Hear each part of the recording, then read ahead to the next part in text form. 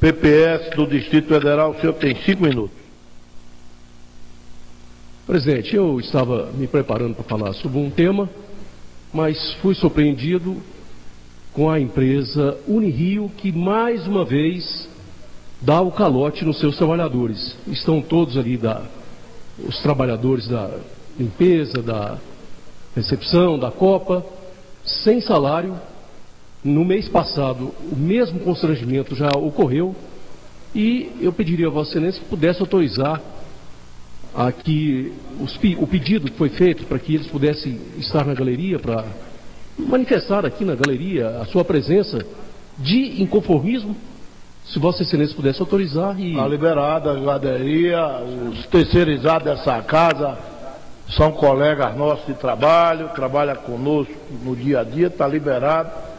E isso nos remete a uma reflexão. É preciso disciplinar melhor a questão da terceirização. Isso é no Brasil todo, esse sofrimento dos terceirizados. A empresa recebe do poder público muitas vezes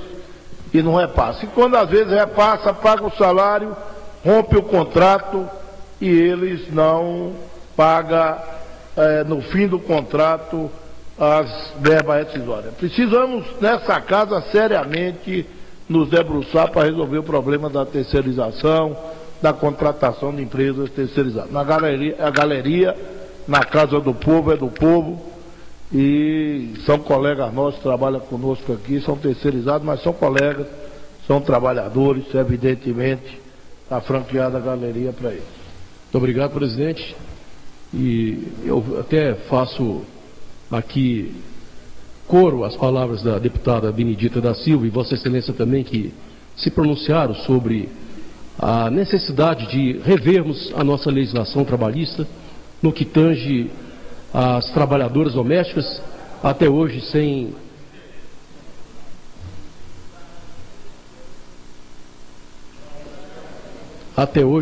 sem direitos mínimos de jornada, de fundo de garantia, de aviso prévio, de horário noturno, hora extra, enfim, em boa hora essa PEC chega ao Congresso, à Câmara para deliberação, e nós esperamos que possa essa página ser virada, essa página de discriminação. E por falar desse trabalho quase escravo, né, nós não podemos tolerar esse tipo, que no Parlamento brasileiro tenhamos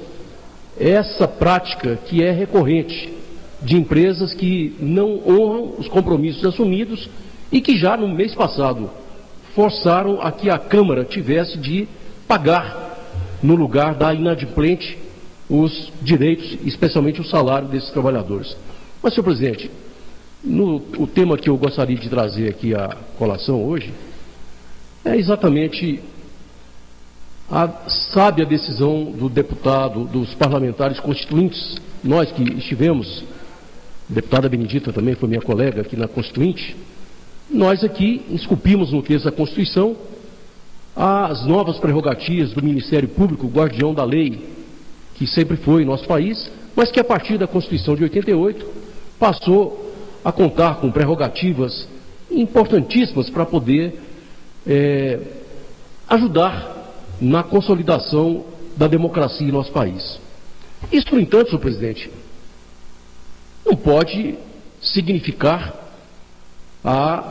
o abuso do exercício dessas prerrogativas, né? É claro que o desvio de conduta de um ou outro promotor de justiça não significa que o Ministério Público venha a ser acoimado de politizado,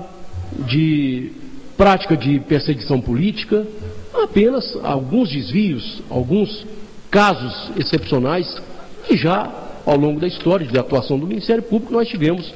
já até condenação de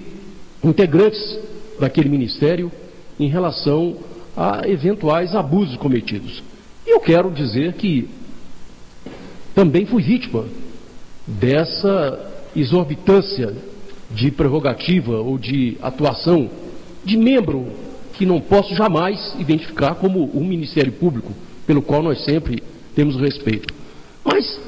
À época, quando fui secretário de Saúde, senhor presidente, aqui no governo do Distrito Federal, tive o desprazer de acompanhar uma atuação compulsiva de um promotor de justiça, o senhor Jairo Bisol, compulsivamente midiático, ou seja, o secretário de Saúde falava alguma coisa na imprensa, ele falava outra coisa completamente diferente para confrontar aquela posição, denotando a verdadeira intenção de usurpar o poder do gestor. E tantas foram as diatribes desse cidadão que eu não pude me conter, não pude silenciar quando da sua última assacada à minha honra, ainda em março de 2010, em uma entrevista à imprensa,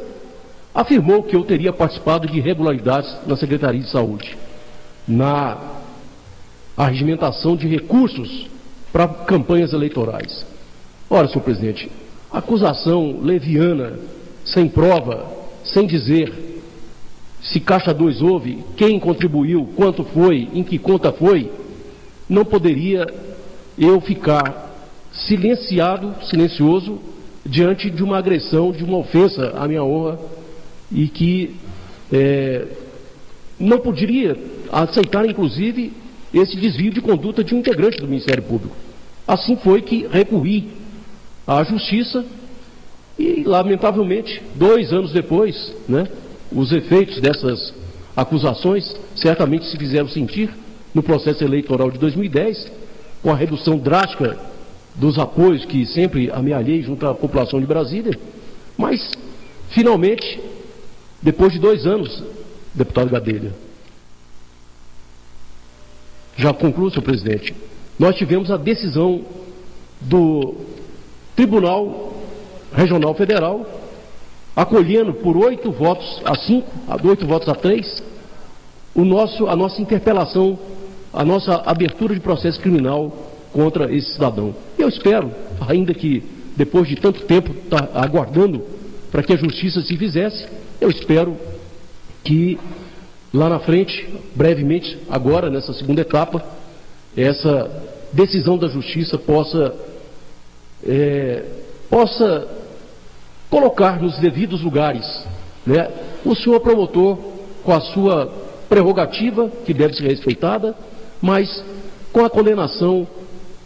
de eventuais condutas que extrapolem o seu mistério e a sua obrigação constitucional. Muito obrigado, senhor presidente.